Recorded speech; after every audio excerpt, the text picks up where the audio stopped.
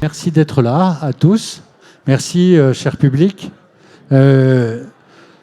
On va essayer de faire une table ronde aujourd'hui sur les outils qui sont mis en place par les institutionnels. Quand je faisais des études d'économie, on appelait ça les zinzins, hein, Eric, les zinzins, pour trouver des nouveaux dispositifs innovants qui visent à valoriser les startups de la silver economy, mais à solvabiliser les seniors aussi, et puis pour rester sereinement au domicile avec vous, Justine. Voilà, donc ce qui est très intéressant aujourd'hui, c'est de vous réunir tous les trois, parce que en fait, c'est plusieurs solutions pour plusieurs usages pour les seniors. Alors tout d'abord, Romain, toi, tu es à la tête on va dire de l'innovation sociale, j'ai envie de dire, au sein du groupe AG2R. Alors, elle revêt plusieurs aspects, mais tu es particulièrement bien ancré depuis des années dans le monde des seniors. Tu connaissais ça très bien. Comment vous faites chez AG2R pour accompagner justement la perte d'autonomie de la population, puisque vous avez une offre vis-à-vis du grand public? Il y a la santé, il y a la prévoyance, il y a la perte d'autonomie, il y a l'épargne retraite, dont on reparlera avec Éric Guillaume. Et puis, il y a toute la partie action sociale qu'on connaît moins, mais qu'on voit réellement sur le terrain. Comment vous le faites ? Merci, vaste question que tu me poses, et je vais avoir du mal à y répondre dans le temps imparti. Donc, au lieu de prendre 2 heures, je vais prendre 5 minutes pour y répondre. Alors, ce qu'il faut bien voir, c'est que la transition démographique aujourd'hui, c'est une transition structurelle qui impacte de fait l'ensemble des activités d'un groupe de protection sociale. Alors, on dit souvent AG2R la mondiale et l'assureur, AG2R la mondiale et la caisse de retraite. Non, nous sommes un groupe de protection sociale impacté et sur la santé, préparer la santé des retraités, un impact de la transition démographique. Sur la prévoyance, on propose des produits prévoyance aujourd'hui, ils servent bien à financer la perte d'autonomie en cas d'accident ou d'invalidité. Sur la retraite complémentaire, je laisserai Eric en parler, on propose des produits d'épargne retraite, donc évidemment on doit s'inscrire dans la perte d'autonomie. Et enfin, une activité que j'ai appelée plutôt non-profit est celle de l'action sociale et de la retraite Agir Carco, que nous gérons pour les partenaires sociaux et qui, de fait, nous entraîne à proposer des solutions, parce qu'aujourd'hui on a un potentiel de retraités, un portefeuille de retraités, rien qu'en retraite complémentaire, de 4,5 millions de retraités. Donc on doit bien pouvoir leur proposer des solutions. 4,5 sur les 17 millions de retraités, c'est pas mal, hein, la part de marché. 25%. Un quart des retraités sont traités par Romain. Quelle chance. Futur. Et d'ailleurs, la finalité de l'action sociale au sein d'un groupe comme le vôtre, qui a une forte vocation sociale, c'est quoi ? Aujourd'hui, l'action sociale est principalement portée par l'action sociale Agir Carco sur décision des partenaires sociaux et doit intervenir sur 4 champs. La perte d'autonomie, l'aide aux aidants, la prévention et l'accompagnement de la perte d'emploi pour les personnes qui sont le plus éloignées. Dans le champ de l'action sociale, sur la perte d'autonomie, on a 3 modalités d'intervention classiquement. La première, la classique, l'historique, l'action sociale à la papa, comme je veux dire, c'est l'aide individuelle, soutenir à titre individuel des retraités qui n'ont pas les moyens à faire face à une charge ou à une facture. Alors ça peut paraître anecdotique, avec la crise Covid, on a pu attribuer jusqu'à 25 millions d'euros d'aide individuelle sur un exercice, donc c'est quand même énorme, c'est quand même structurant. À côté, il y a la subvention, c'est soutenir un projet d'intérêt collectif, d'intérêt général, par une modalité de subvention. Ce qu'on pousse aujourd'hui, c'est une nouvelle modalité, ce que j'appelle la solvabilisation de la prestation de services, c'est-à-dire repérer dans notre écosystème de partenaires des services, donc des acteurs de la silver economy, qui permettent aux retraités de mieux vieillir chez eux, et soit le prendre en charge au titre de l'action sociale pour les plus fragiles, soit le faire porter par d'autres directions du groupe dans un cadre d'un produit ou d'un projet concurrentiel. Et alors, donc, du coup, comment vous arrivez à repérer les gens? Vous avez des capteurs sur le terrain, vous avez des caméras thermiques, comment ça se passe? Alors, On a deux choses. On va focuser sur l'offre et après sur la demande. Aujourd'hui, le groupe, les administrateurs ont fait le choix de soutenir l'ensemble des écosystèmes d'innovation territoriaux dédiés au bien vieillir. Donc, cluster, accélérateur, gérontopole, incubateur. Nous les soutenons, une partie d'entre eux. Aujourd'hui, j'ai la chance aussi de co-présider l'OIR de la région Sud pour structurer des filières au niveau régional et donc repérer les offreurs de solutions de demain. À côté de ça, on a créé ce qu'on appelle un lab usage et autonomie qui permet de façon rapide de faire tester des solutions en avance de phase par des retraités, mais soit à domicile, soit en EHPAD, mais pas de les tester juste sur la partie valeur scientifique, de pouvoir avoir ce que j'appelle les 3 éléments de preuve de la silver economy, la preuve scientifique, donc technologique ou médicale, mais aussi la preuve d'usage, parce que c'est pas parce que la preuve scientifique est bonne que la preuve d'usage est bonne, et enfin, ce que j'appelle la preuve économique. Aujourd'hui, on a tous sur nos étagères des dizaines d'études en disant scientifiquement, les gens ont besoin de ça, mais qui n'ont pas de modèle économique et donc ils ne seront jamais chez les personnes. Donc nous, on croise dans notre démarche lab usage et autonomie les 3 niveaux de preuve, et on repère quelques pépites. Et c'est celle-là qu'on se dit, on va les accompagner soit au titre d'un produit concurrentiel, donc on va mettre des accords de distribution en place, soit on va les solvabiliser pour les plus fragiles. Et enfin, il faut aussi qu'on regarde, on a aussi des capteurs, ce que tu appelles des vigies, et ces vigies-là sont 70 conseillers sociaux, mais qui sont dans les territoires et qui sont à l'écoute des besoins des personnes, des aides individuelles, et qui nous font remonter les signaux faibles, et pas sur les besoins des personnes, mais sur leurs envies. Et aujourd'hui, un des grands drames de la silver economy, c'est d'avoir travaillé pendant 15 ans sur des besoins exprimés par des tiers en disant les retraités ont absolument besoin de ça chez eux, mais de ne pas être à interroger les envies des retraités. Et en travaillant sur ces envies-là et sur la qualification des solutions des écosystèmes, on arrive à faire faire matcher des solutions et avoir des bons taux d'utilisation. Oui, en fait, c'est une vraie démarche marketing bienveillante, tournée vers les usages. Et on voit que AG2R a processé vraiment cette offre de service à destination des seniors. Mais c'est quoi le retour que vous avez de cela? Est-ce que vous avez, donne-nous peut-être 1 ou 2 exemples de retours que vous avez sur expérience de sociétés que vous avez aidées ou que vous distribuez? Alors, quelques chiffres. Aujourd'hui, en une dizaine d'années, moi j'ai vu 1200 startups ou projets innovants portés, donc 1200. En termes de solvabilisation, il y en a une vingtaine qui sont solvabilisés par an. Donc déjà, ça te donne une idée du ratio. Alors je ne dis pas que les autres sont à jeter, je dis qu'en tout cas, elles ne rentraient pas dans notre scope de ce qu'on pouvait faire. Aujourd'hui, je suis toujours frappé, 15 ans après avoir commencé à travailler dans le secteur, sur le manque de vision des business models et des modèles d'affaires de la protection sociale. Tout le monde commente, on entend toujours AG2R La Mondiale, financeur, mécène du bien vieillir. Alors moi, mon métier, c'est l'action sociale, mais ça me fait bondir. Aujourd'hui, il faut que les entrepreneurs viennent nous voir avec un business model solide, alors qui peut marcher sur de la commande publique, mais en disant, moi, mon offre de valeur, c'est celle-là. En action sociale, il y a des gens qui ne peuvent pas se la payer, ça a du sens. Mais par contre, j'ai un business model suffisamment solide pour faire un accord de distribution pour les autres. Et donc ça, c'est un sujet qu'on pousse. Donc ça, c'est un premier... Vous n'êtes pas une charity, hein, c'est ça qu'on... Non, on n'est pas des mécènes. C'est vrai que je dis, on peut être des partenaires, mais on n'est pas des mécènes. Et notre métier, c'est pas de soutenir des boîtes, même si on le fait en in fine, c'est de délivrer du service. Et pour soutenir des boîtes, quoi de mieux pour délivrer du service que de leur faire un contrat de prestation de service avec un engagement sur un volume d'activité. C'est un système qui est vertueux pour tout le monde, plus que la subvention. Le deuxième petit retour d'expérience, pareil, qui me fascine depuis quelques années, c'est tout le monde cherche la licorne de la silver economy sur les territoires. La licorne, le milliard de chiffre d'affaires. Non, maintenant, il faut dire les choses telles qu'elles sont. La silver economy, c'est une activité de service avant qu'elle soit une activité de technologie. Alors, technologie sans service ne vaut rien. Et ce qu'il faut, c'est pousser un tissu de belles PME régionales qui rendront du service sur un territoire, qui créeront de l'emploi sur un territoire. Mais ne cherchons pas la future plateforme technologique ou la licorne. On ne l'aura pas en silver economy. On va perdre du temps et de l'argent à la chercher alors qu'on a des belles boîtes qu'on peut solvabiliser aujourd'hui sur le territoire. Et puis on a vu que tout à l'heure, dans l'atelier précédent, il y avait pas mal de... la technologie et les plateformes, il y a pas mal d'offres au niveau européen, l'interopérabilité, tout ce qui existe aux États-Unis, etc. Voilà un programme intéressant. Merci Romain. Maintenant, nous allons pouvoir nous tourner vers alors quelque chose d'un petit peu bizarre. Parce que je ne sais pas qu'est-ce qu'évoque pour vous le viager, mais quelque part, dans notre imaginaire collectif français, le viager, c'est un peu le croque-mort qui rentre à la maison et qui vient quelque part toquer et dire « je vous achèterai bien votre bien ». Mais il y en a un qui n'est pas tout à fait comme ça, c'est Éric Guillaume avec... son virage viager. Alors, ça a été quoi ton virage, Éric ? Bonjour à tout le monde. Oui, prendre le virage du viager, c'était justement faire différemment. Le viager, dans sa forme traditionnelle, ce que j'appelle la forme Jeanne Calment, c'est pas fun, c'est morbide. Et je le dis en permanence, il y en a toujours un qui gagne, mais on ne sait pas qui. Parce que l'aléa, l'aléa repose sur le décès d'une personne. Et c'est pour ça qu'il y en a toujours un qui gagne, bien sûr.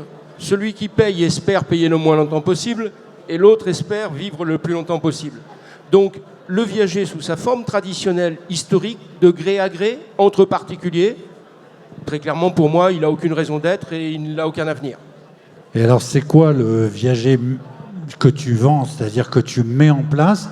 J'ai compris que c'était un viager mutualisé. Alors, la mutualisation du viager, ça, c'est un concept extrêmement innovant, extrêmement intéressant. Alors, ce concept innovant, qui a déjà presque 10 ans, mais il repose justement sur la thématique de cette rencontre aujourd'hui. Quel est le rôle des institutionnels? Quel est le rôle des groupes de protection sociale, dont la G2R, dont un certain nombre de grands groupes, des assureurs, des mutuelles, des caisses de retraite, des caisses de prévoyance? Quel est leur rôle pour financer le maintien à domicile des seniors? Parce que ça fait sens pour un institutionnel de financer le maintien à domicile. Mais d'un autre côté, un institutionnel, dans sa gestion d'actifs, il doit avoir une performance financière pour rentabiliser tous ses actifs. Alors, le viager mutualisé, eh bien, c'est la mutualisation du risque viager. La mutualisation, c'est un principe assurantiel. Alors, nous avons changé 2 choses essentielles, justement, pour créer le viager mutualisé de Virage Viager. La première chose, c'est que nous avons remplacé les acheteurs individuels qui pariaient sur le décès de l'autre par un institutionnel qui achète de l'immobilier, qui fait de la gestion d'actifs. Et deuxième élément qui était pour nous extrêmement morbide, qui était la rente viagère. La rente, il n'y a rien de plus morbide qu'une rente. Eh bien, on a arrêté la rente viagère. Et en réalité, c'est plus du viager, c'est du démembrement viager. On acquiert la nue propriété et on laisse l'usage à vie aux seniors. C'est l'usage qui devient viager. C'est une nouvelle forme, y compris juridique, du viager, et c'est plus du tout ce qu'on connaissait historiquement. Donc en fait, ce que vous faites, c'est de laisser les seniors chez eux en leur rachetant dans le futur leur appartement ou leur maison. Alors oui, il faut considérer d'abord que comme c'est de la gestion d'actifs de caisse de retraite ou de mutuelle, nous sommes sous contrôle de l'AMF, de la CPR et le contrôle prudentiel évident. Donc la maîtrise du risque est quelque chose d'essentiel. Côté investisseur, côté retraité, il reste chez lui, effectivement là, comme dans un viager, il reste sereinement à domicile, mais il n'y a plus une rente qui parie sur son décès. Il a un capital tout de suite et il a un capital qui lui permet éventuellement de faire face à tous ses besoins, de payer des services à la personne, d'être solvabilisé. C'est ça notre mission. Notre mission, c'est monétiser le patrimoine, transformer de la pierre en liquidité pour rester à domicile. Et alors le système est assez vertueux parce que finalement, vous investissez de l'argent mis par des jeunes ou des moins jeunes dans l'assurance vie auprès des très grandes sociétés d'assurance, qu'on ne nommera pas, mais par exemple AG2R, et puis vous allez le réutiliser pour investir et permettre à des seniors de vivre chez eux tranquillement et de pouvoir avoir les services comme ceux que l'on va voir auprès d'un Logia. C'est ça ? Oui, d'autant plus que le monde financier aujourd'hui vient énormément d'évoluer. Quand nous avons chez Virage Viager commencé cette activité il y a une dizaine d'années, nous collections financièrement auprès d'institutionnels à peu près 50 millions d'euros par an pour acheter des biens immobiliers pour permettre à des seniors de rester chez eux. Le système monétaire étant ce qu'il est, aujourd'hui, les taux obligataires ont largement baissé, le monétaire a baissé, donc les institutionnels cherchent des placements en immobilier résidentiel non volatiles, donc l'immobilier des seniors. Et nous sommes passés, il y a 10 ans, de à peu près 50 millions d'euros d'investissement par an, à cette année 2021 à 80 millions d'euros d'investissement par mois. La collecte du mois de novembre est de 108 millions d'euros. Nous allons collecter pour investir au titre des seniors en 2021 plus d'1 milliard d'euros. Je pense que ça sera le double d'ailleurs en 2022. Incroyable. Et presque 2 milliards donc en 2022, bravo. Mais est-ce que finalement, c'est pas risqué qu'une personne âgée reçoive d'un coup un patrimoine compris entre 500, 600, 1 million d'euros. Bon, elle peut d'un coup aller au casino derrière nous et tout dépenser, non? Effectivement, elle peut toujours. Alors, si on prend un exemple concret pour l'ensemble des auditeurs, c'est que, et de la salle aujourd'hui, c'est que si vous avez un bien, par exemple, d'1 million d'euros, on va prendre 100 mètres carrés, à 10 000 euros le mètre carré à Paris ou dans certains endroits, on va calculer d'abord la valeur du droit d'usage, c'est-à-dire ce que l'usage, une sorte de loyer sur l'espérance de vie, statistique, parce que c'est toujours vrai statistiquement, c'est toujours faux individuellement. Bien évidemment, nous connaissons notre date de naissance, on ne connaît pas notre date de décès. Donc, si par exemple l'espérance de vie statistique, la valeur locative est à peu près de 400 000 euros, on va donner cash immédiatement à un retraité 600 000 euros dans l'exemple qu'on prend. 1 million d'euros moins 400 000, ça fait 600 000. Donc le retraité, chez son notaire, perçoit 600 000 euros. Vous faites le même calcul avec 10 millions d'euros ou le même calcul avec 300 000 euros et vous voyez. Alors ça permet quoi? Bien sûr, ça permet d'aller jouer au casino. Mais ça permet surtout de se payer les services à la personne dont on a besoin, faire venir l'hôpital à domicile et financer un certain nombre de start-up et d'entreprises qui sont ici. Ça permet aussi de faire des donations aux enfants et aux petits-enfants. Et je pense qu'il est plus simple et plus intelligent aujourd'hui de préparer sa succession quand on est vivant que quand on est mort. Et faire des donations hors droit de succession, c'est plus intelligent que de percevoir. C'est plus simple, tu as raison. Absolument. Est-ce que la somme est finalement imposable ou pas? Non, vous êtes dans un régime de cession de résidence principale ou de résidence secondaire et ça suit le régime fiscal. Une résidence principale qui est cédée, il n'y a pas de fiscalité. D'ailleurs, je rappelle, à contrario, dans le vieux régime de Jeanne Calment, le vieux viager, la rente était imposable. Là, le capital immédiat perçu n'est absolument pas imposable. Alors, on a vu l'intérêt pour les particuliers à investir, on a vu l'intérêt pour les seniors. Et c'est quoi l'intérêt pour les institutionnels d'investir dans le type de viager mutualiste? Alors, Romain pourrait aussi répondre, Romain Gano, G2R pourrait répondre. Ça fait sens pour une institution de solvabiliser ces seniors pour leur permettre de rester à domicile. Ça, c'est la première valeur. Puis la deuxième valeur, c'est un rendement, c'est un placement. Vous disiez tout à l'heure, un jeune qui place son épargne dans un contrat d'assurance vie ou un contrat d'unité de compte en assurance vie, ce fameux contrat qui vient investir dans l'immobilier des seniors pour leur permettre de rester à domicile, eh bien on est dans de la finance intergénérationnelle. Là. On est dans une nouvelle forme. Là encore, il faut inventer, je pense, des solutions totalement différentes que dans le vieux monde. Ça, c'est... Tu veux dire? Oui, je voudrais juste rebondir sur ce point. Quand on parle de solidarité intergénérationnelle, on nous parle toujours de la tarte à la crème, les jeunes qui vont faire du bénévolat pour les retraités. En termes de finances, aujourd'hui, les retraités transfèrent financièrement à leurs petits-enfants, à leurs enfants, 3 milliards d'euros par an. Et aujourd'hui, les formes de viager qui sont les nouvelles formes de viager, parce qu'il faut que le viager se réinvente, permettent de financer cette solidarité intergénérationnelle dont on ne parle jamais. Et c'est 3 milliards d'euros par an. Ouais, non, c'est impressionnant, mais c'est... Moi, ce que je vois dans tout ce qu'on vient de se dire au début, et puis on va continuer évidemment avec Justine, c'est ce côté vertueux des modèles qu'on essaye d'inventer aujourd'hui, qui sont intéressants parce que effectivement, les uns imbriquent les autres. On a parlé dans les technologies tout à l'heure d'imbrication entre les plateformes, et ben là un petit peu c'est un peu la même chose entre les jeunes, les moins jeunes, les intermédiaires financiers qui font leur travail, de les détecter des biens qui soient solvables, vendables, de façon à pouvoir laisser les gens, effectivement, là où ils veulent rester, pardon aux institutionnels, aux institutions qui font très bien leur boulot en EHPAD ou en résidence-service, mais c'est vrai que 90% des Français, paraît-il, veulent vieillir chez eux, et on le comprend bien. Donc, Justine, tu t'occupes d'Alogia. Alors, à Logia, on imagine bien la Logia romaine, mais c'est pas la Légion romaine. Mais qu'est-ce que c'est Alogia? Alors, Alogia, c'est une société qui a été créée en 2014 et qui a le parti pris que les ergothérapeutes qui sont des professionnels de santé sont les plus légitimes sur les questions du bien vieillir et du mieux vieillir, puisque ce sont des personnes qui vont permettre de détecter des besoins et de détecter des dysfonctionnements ou dans une dynamique préventive dans la question du bien vieillir à domicile. On est dans une démarche qui est la plus préventive possible à l'égard des seniors, mais aussi de leurs aidants. Pour nous, c'est très important, le couple aidant-aidé.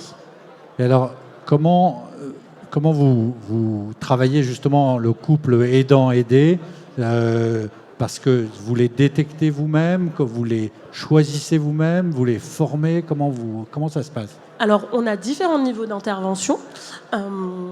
Et dans cette détection, en fait, nous, on travaille en B2B. Donc, on fonctionne auprès des pouvoirs publics et des professionnels qui, selon leurs besoins, vont nous faire des campagnes de prévention ou des diagnostics personnalisés. Donc, ce diagnostic personnalisé, il a différentes phases qui comprend d'abord une phase en distanciel qui est un appel téléphonique avec une détection des premiers besoins de la personne senior, puis un travail en présentiel autour du domicile où les aidants professionnels et les aidants familiaux, quand ils existent, sont aussi sollicités. Donc dans la détection, en fait, ça part par en général des campagnes de prévention où on est capable de détecter au niveau thématique autour du vieillissement, de la précarité aussi et des vulnérabilités, donc selon les besoins de nos partenaires. Et alors, vos partenaires, ce sont essentiellement des collectivités territoriales ou des grands partenaires institutionnels, comme on en a parlé sur l'Agir Carco ou d'autres? Eh ben, c'est une très bonne question parce qu'on a différents interlocuteurs et différents partenaires qui peuvent être aussi bien les collectivités de toute taille, une commune, un département, une métropole, ça peut être vraiment à différentes échelles. On travaille beaucoup avec les bailleurs sociaux également et effectivement avec les institutionnels comme AG2R. Alors, les bailleurs sociaux, par exemple, comment vous les approchez? Vous leur proposez un screening de l'ensemble de leurs locataires ou les locataires volontaires? Comment? Alors ça va prendre différentes formes. C'est possible de le faire sous forme thématique. On est dans une actualité quand même où la question de la précarité énergétique est un grand enjeu. Et dans notre diagnostic, on intègre cette question de l'économie d'énergie avec un partenariat avec EDF. On a un diagnostic qui s'appelle le diagnostic D3E, donc qui allie ergothérapie et économie d'énergie. Et dans ce cadre-là, on est capable d'intervenir soit en amont de réhabilitation auprès d'un bailleur, soit dans le diffus, avec des campagnes qui effectivement essayent de cibler soit les plus vulnérables, soit les typologies d'âge, ou alors une résidence qui aura été ciblée ou un territoire qui aura été ciblé, notamment dans le cadre du renouvellement urbain dans certaines communes. D'accord, donc j'ai détecté la personne ou les personnes vulnérables parce que vous les avez fait passer à travers un certain screening.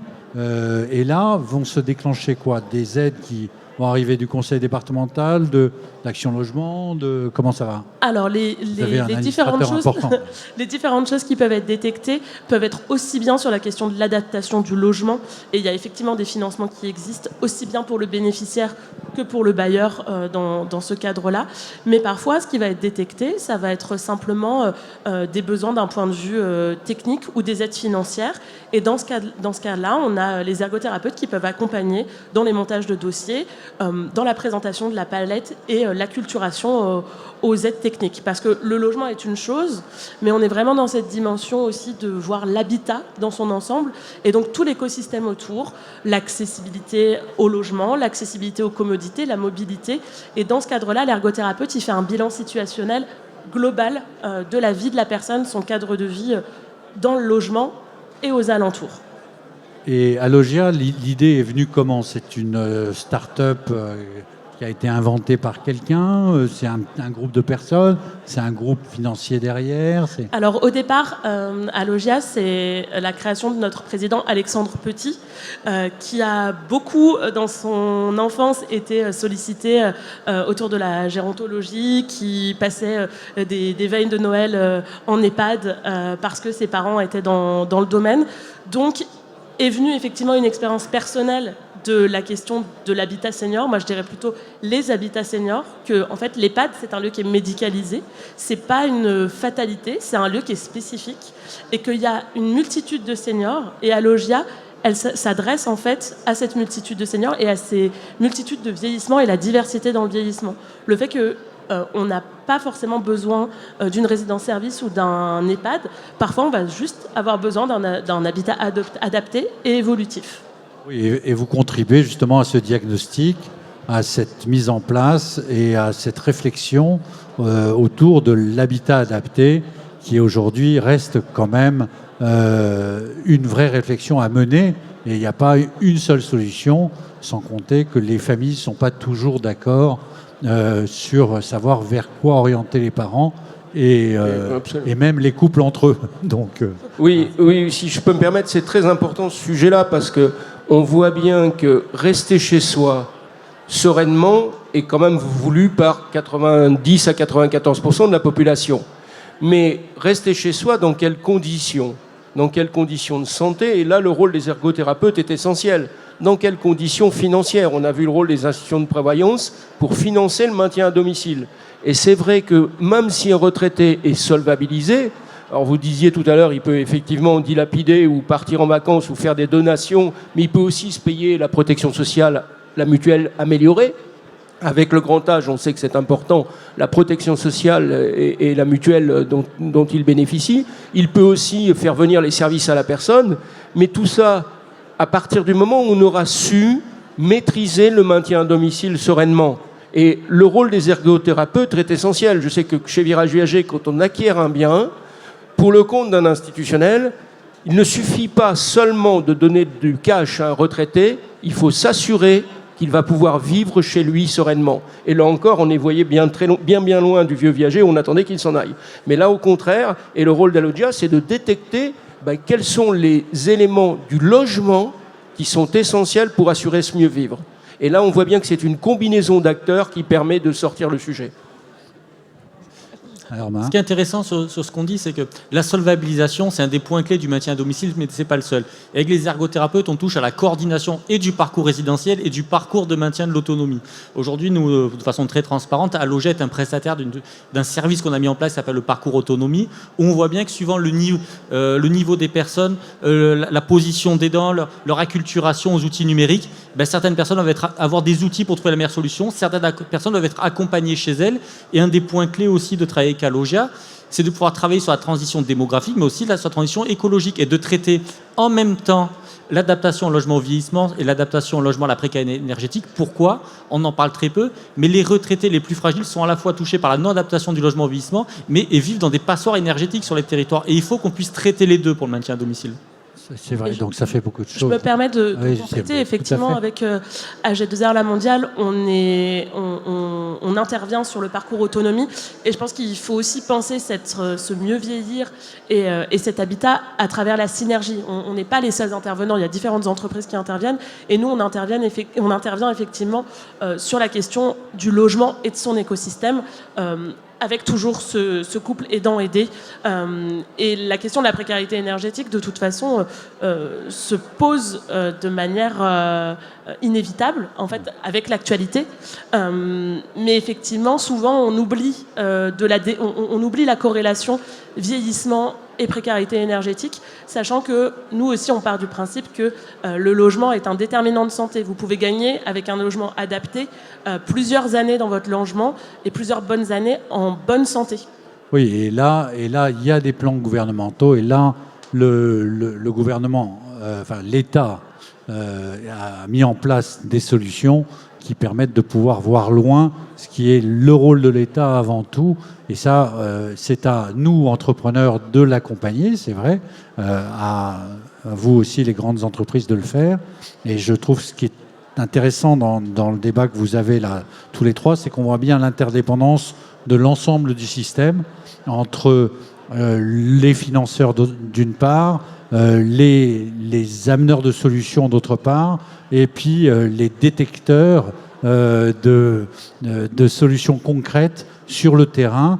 Effectivement, ce que vous disiez, Romain, est intéressant entre le parallèle transition démographique, transition écologique pour demain, parce que les passoires énergétiques, c'est vrai, pour les personnes âgées dans leur vieux logement, c'est pas top pour leur santé, ça c'est la première chose qu'on peut dire, mais c'est vrai que c'est pas top non plus pour l'écologie en général et pour notre planète. Donc Je voulais vous remercier, à moins qu'il y en ait qui veuillent rajouter quelque chose. Je veux bien pense rajouter que quelque chose sur la question des économies d'énergie. Il y a certes le fait que certains logements soient des passoires énergétiques, mais il y a aussi les modes de vie et les modes de comportement. Et l'ergothérapeute, il vient aussi analyser très concrètement les factures d'énergie, la manière d'occuper le logement. Et en fait, on se rend compte que même avec des logements parfois qui sont réhabilités, il va y avoir, encore une fois, des grilles peints qui vont être utilisés pour le chauffage, parce que les bâtiments sont pensés à travers des actifs et pas nécessairement à travers la logique et l'enjeu du vieillissement. Donc ça, c'est aussi le versant qu'on traite autour des modes de comportement. Et les mêmes pièces utilisées, où on laisse les radiateurs, etc. Tout ce qu'on connaît un petit peu partout. Il y a toute une éducation qui n'a pas été faite. C'est comme dans l'alimentaire, pour les personnes âgées. On a beaucoup de choses, non pas à leur réapprendre, ils ont des choses à nous apprendre, mais il y a aussi des choses à remettre en œuvre. Vous vouliez dire quelque chose? Oui, je crois qu'en rebondissant, c'est évident. Aujourd'hui, on a 16 millions de retraités qui ont plus de 60 ans. On a 6,4 millions de retraités qui ont entre 75 et 85 ans. Si on regarde encore des chiffres, on a pratiquement 20% de la population des HLM qui a plus de 60 ans. Et comment les bâtiments vont-ils vieillir au fur et à mesure où les gens vont vieillir? Ce sont des questions que tous les institutionnels doivent se poser. Et effectivement, une année où on arrive en élection présidentielle, on n'a pas eu de la loi grand âge, on ne l'aura pas. Eh bien, il faut répartir les rôles. Quel est le rôle de la nation vis-à-vis des plus vulnérables en matière de solidarité? Quel est le rôle des entreprises privées? Quel est le rôle des institutionnels?